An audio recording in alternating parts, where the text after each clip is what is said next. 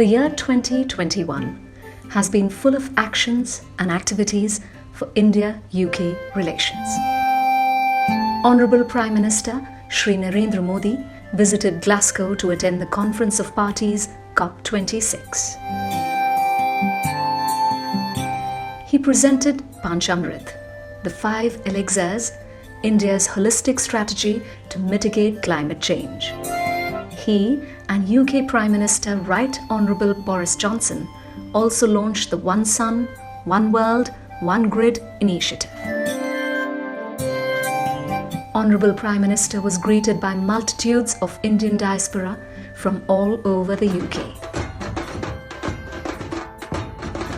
India-UK Roadmap 2030 was launched in May 2021 in a virtual summit between the Prime Ministers of India and the UK.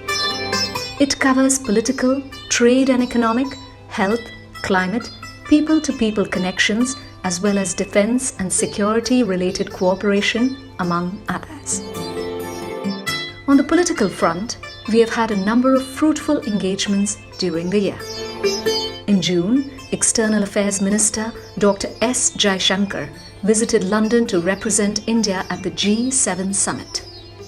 Later, Right Honourable Elizabeth Truss made her first official visit to India as Foreign Secretary in October. She held talks with her counterpart, Dr. S. Jaishankar, to deepen strategic ties and for a comprehensive review of Roadmap 2030. In July, Foreign Secretary Mr. Harshvardhan Shringla visited UK for a series of bilateral meetings with the UK leadership. Lord Tariq Ahmed, Minister for South Asia, the United Nations and the Commonwealth, made a visit to India earlier in March 2021. Mr. Alok Sharma, President of COP26, visited India in August ahead of the landmark summit in Glasgow. On multilateral front, High Commission hosted a cultural reception at the International Maritime Organization headquarters in London for member nations. India contested and won the election to Category B of the IMO by a resounding margin of victory. High Commission hosted the Conservative Friends of India reception in October in Manchester. Many guests, including parliamentarians, attended the reception. On the economic side, UK and India are committed to enhance trade partnerships to double bilateral trade by 2030. In this direction, both Prime Ministers announced signing of Enhanced Trade Partnership Agreement by Minister for Commerce and Industry, Mr. Piyush Goyal, and the then Secretary of State for International Trade, Right Honourable Elizabeth Truss. It will pave way for a free trade agreement between the two countries. A number of virtual meetings were held between Commerce and Industry Minister Mr. Piyush Goyal with his counterpart, Right Honourable Elizabeth Truss, to take forward the enhanced trade partnership.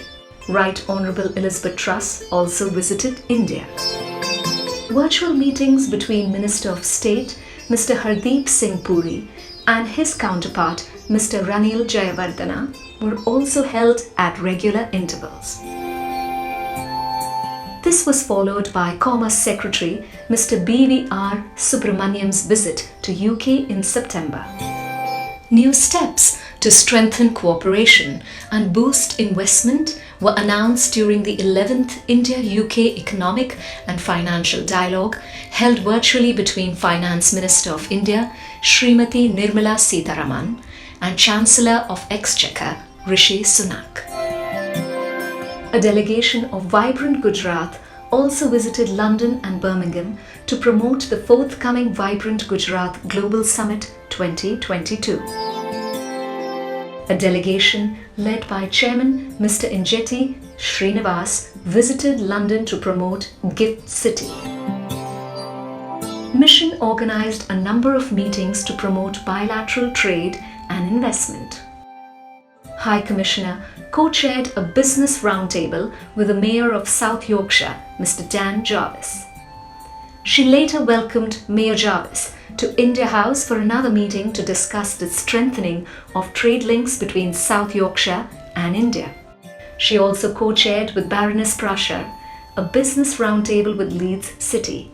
It organized in collaboration with FICCI. CII-IBF meeting was hosted at India House to review activities and outcomes of 2021 and give shape to CII-HCI joint strategy for 2022.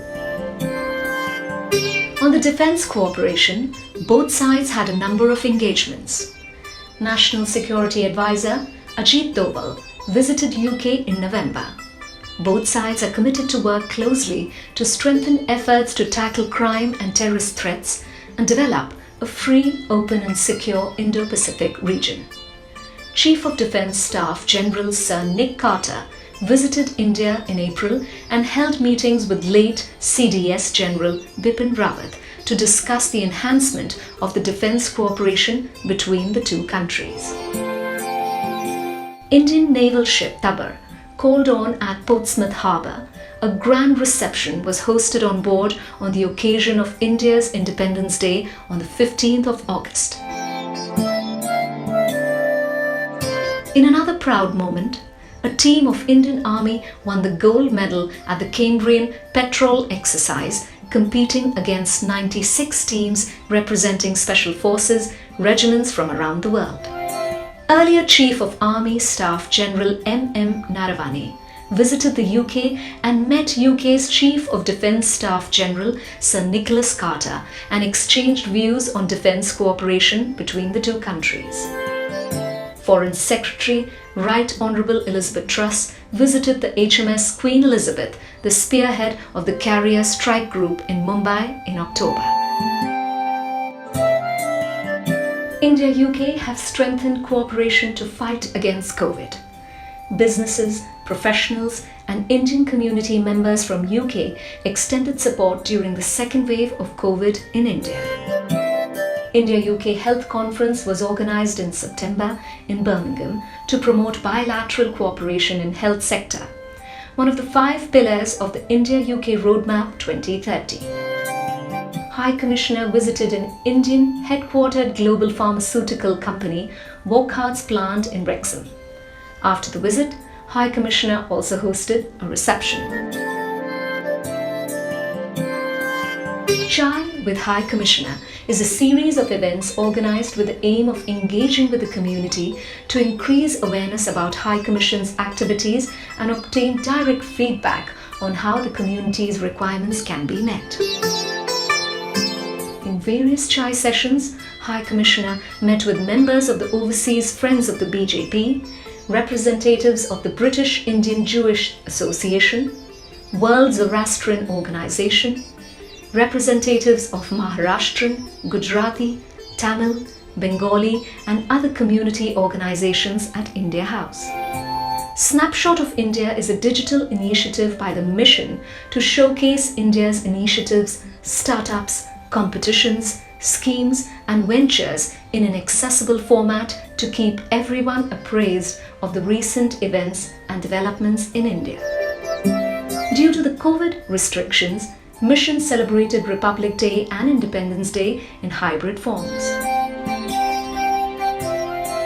The International Day of Yoga was celebrated widely all over the UK.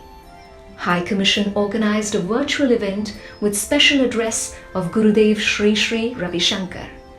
Digital screen projection of yoga was organised in London, Birmingham, Edinburgh and Cardiff.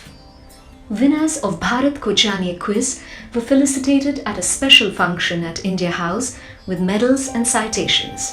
High Commission also congratulated Sri Resham Singh Sandhu, recipient of 2021 Pravasi Bharatiya Samman, at a special ceremony. High Commissioner visited Edinburgh to extend outreach with political, academicians, community and business leadership of Scotland. She travelled to Wales and met with the First Minister, His Excellency Mark Drakeford, other officers and a cross-section of the diaspora including artists, students and academicians.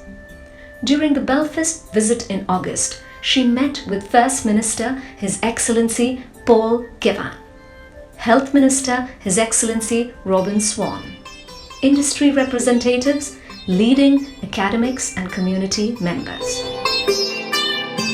High Commissioner visited Bristol in September, where she was welcomed by Lord Lieutenant Madam Peaches Golding and Deputy Lord Lieutenant Stephen Parson, and met a host of business and community leaders, academics and students.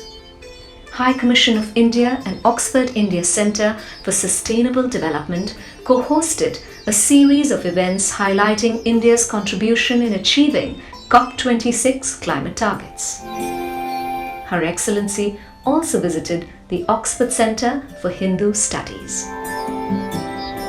Mission continued its efforts to reclaim the stolen holy idols and send them back to India. In July, High Commissioner met with representatives of Dawoodi Bohra community at the India House and also called on His Holiness Dr. Saifuddin Sahib, the spiritual leader of the Dawoodi Bohra community.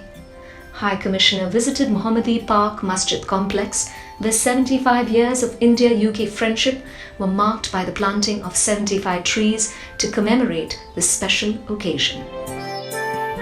As part of the 152nd birth anniversary celebrations of Mahatma Gandhi, High Commission of India joined hands with Khadi London and Chelsea College of Arts to create a special exhibition to revitalize Khadi and celebrate this unique fabric's resonance with the ideals of ethical and sustainable practices. HCI, with the support of the Bharatiya Vidya Bhavan, organized 10 weeks virtual Sanskrit speaking classes beginning from Gandhi Jayanti. High Commissioner called on Chief Rabbi of the UK and Commonwealth Ephraim Mirwais as part of our ongoing efforts to foster friendship across communities. High Commission and National Mission for Clean Ganga organized Ganga Connect exhibition in 5 cities of the UK in November. The Ganga Connect journey began in Glasgow and has travelled to various cities in the UK including Cardiff, Birmingham, Oxford, before finally culminating in London. High Commissioner was the guest of honour at the special spring reception hosted by the Indian Journalist Association in July. Mission also hosted media receptions which were held in June and August to engage directly with UK-based and ethnic media representatives. Maitri Divas celebration was jointly held by High Commissions of India and Bangladesh on the 6th of December to celebrate 50 years of friendship between the two nations.